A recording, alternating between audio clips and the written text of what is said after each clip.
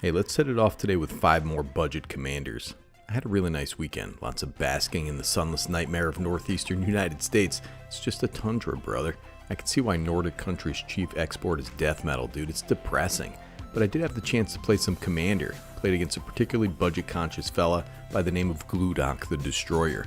Names have been changed, obviously, to protect the innocent, but I had to respect the budget decks. They were focused and dangerous. I had a rival in those games, man, and his name was Gludak. So it got me thinking about budget-conscious commander players, and we're back with 5 more budget commanders and lists for some of them. Listen, man, I have kids. I can't be making lists all day, brother, but I do have 5 recommendations for interesting, budget-friendly commanders, and if you like these videos, like, subscribe, leave a comment, and if you're feeling feisty, you can buy me a coffee at the link in the description. Alright, let's start off strong with budget commander number 1, Bladewing Decklist Tyrant. 5 black and a red for a legendary creature, dragon skeleton. It's a 6/6 with flying and haste. Whenever Bladewing Decklist Tyrant deals combat damage to a player or planeswalker, for each creature card in your graveyard, create a 2/2 black zombie knight creature token with menace. This deck is legit, dude. We have a few things to dissect here. First of all, this is a graveyard deck. I'm sorry for you if you regularly face a big farewell where everybody exiles everything, but this deck feeds the yard with creatures that dredge or just put themselves there. Now the second thing to digest is that Bladewing creates zombies. Zombies play nice with graveyard mechanics and have multiple excellent lords. The lords pump your zombies and give them superpowers, also known as abilities, usually death touch, stuff like that. This guy has haste too, so it can be really explosive. You need to pick your moment because Deathwing costs 7 mana, but he's even better if you can add double strike. Look at the art on this thing, man. Cards like Wrecking Ogre, this is the perfect card for this deck because it has double strike, but who cares about that? If you had 3 red, discard it, target attacking creature gets +3/+3 and gains double strike until end of turn, and then he's in the graveyard, dude. So what if our commander gets murked and there's a later game board wipe? Black and red have some pretty nice reanimation effects. Remember, this guy is coming out of the Twilight, dude. Twilight's Call is 4 black for a sorcery. You may cast it as though it had flash if you pay 2 more to cast it. Each player returns all creature cards from their graveyard to the battlefield. You've been building up your graveyard all day, dude. This is your cheap rebuild effect, and if you slot Bladewing into the yard, which you probably should at this point, you'll be getting back a big, hasty dragon too. Hopefully you'll be feeding the yard faster than your opponents. You also have some decent wheels, plus some bad ones like Dark Deal here. This is the perfect deck for Necrologia. 3 black for an instant, cast a spell only during your end step, and as an additional cost to cast the spell, pay X life, draw X cards. This spell is cast during the end step. Since you discard down to 7 cards in the cleanup step, this card is used before the discard. This deck also sports 43 creatures. It's a lot of fun, brother. Check out the list. And next up is a big old muscle wizard, Elminster. You know a guy's got the experience of a shark when he's wielding the weapons of war at 100 years old, man. You know this guy's fighting various entities across several planes, and that's terrifying. So this is 3 white and a blue for a legendary planeswalker, Elminster with loyalty 5. Whenever you scry, the next instant or sorcery spell you cast this turn costs X less to cast, where X is the number of cards looked at while scrying this way. +2, draw a card, then scry 2, -3, exile the top card of your library. Create a number of 1/1 blue fairy dragon creature tokens with flying equal to that card's mana value. Of course this guy can be your commander. Now Elminster is really interesting. The idea is to pack the deck with scry, top deck manipulation, and pricey instants and sorceries. Even a mana value 5 spell is decent to exile with that -2 ability. The real meaty stuff is a big mana value card that can be cast for an alternate cost or has a built-in cost reduction, miracle card, stuff like that. Take this card for example, Vanquish the Horde, 6 white for a sorcery. The spell costs 1 less to cast for each creature on the battlefield, destroy all creatures. This card is criminally underplayed, dude. This card costs 8 mana on paper, but in reality usually just costs white. This is also an excellent deck to pack in the alternate win condition Approach of the Second Sun. I'm not going to read this whole thing, but if you're scrying like crazy, you can get to this easy and really blast off and then just win, brother. Now this deck can also create a lot of little flying dragon fairies or whatever the heck they are, so flying anthems are fun. Thunderclap Wyvern, Empyrean Eagle, these cards don't have a ton of homes, but they're fun in this deck.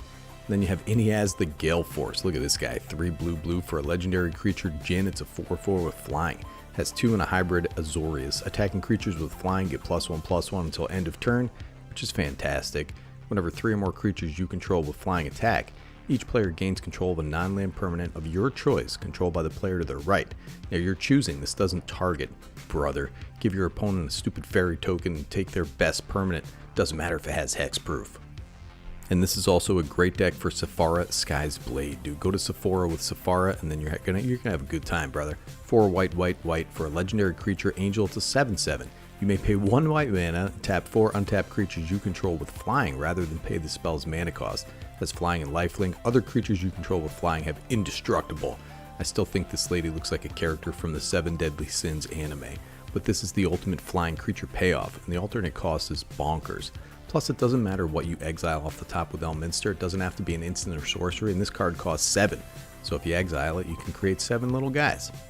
And the last and most important reason you should try Elminster is because he's a muscly old man, just like your host Nikki G. And third up on the list, if you cross this guy with Elminster, you just have a portrait of me, Duke Ulder of Ravengard. 4 red and white for a legendary creature, human noble soldier. It's a 5/5. At the beginning of combat on your turn, another target creature you control gains haste and myriad until end of turn. So listen, man, Plundering Barbarian is a terrible card, but what if it came in and made 4 treasure tokens? Would you play that? Well, Myriad makes these super mediocre cards excellent. This deck is just a whole bunch of ETB effects that you get from the Myriad tokens.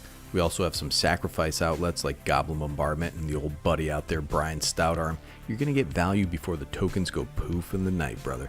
And that's just called a Dutch oven, and that's better commander, dude. Just a really fun budget deck. Yeah, man, let this sink in for a second. Devilish Valet, 2 and a red for a creature, Devil Warrior. It's a trample hasty boy. Whenever another creature enters the battlefield under your control, any other creature, double Devilish Valet's power until end of turn. All these tokens are their own triggers, dude, plus whatever other myriad creatures you're attacking with. Devilish freaking Valet, man. Now Nahiri, she's been a planeswalker forever. She's been too high in the caste system of the Magic universe for us to ask out. Now she's just a lady, a hot lady, so if you want to ask her out on a coffee date, you can. But you know what, she says no and hits you with flaming swords from the atmosphere. That's better commander, dude. So this card is 4 red and a white for a legendary creature, Core Artificer. It's a 5/4 with affinity for equipments. Whenever an equipped creature you control attacks, exile the top card of your library.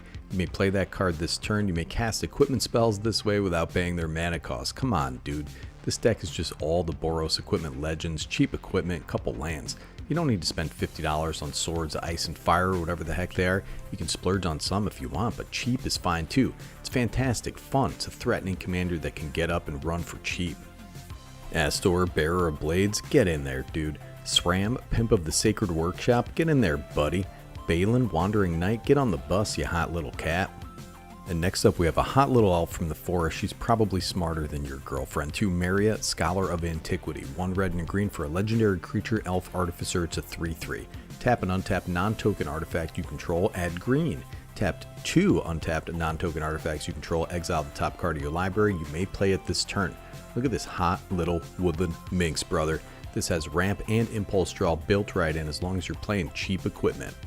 The idea here is that the equipment can pay its own equip cost if Meria is on the battlefield.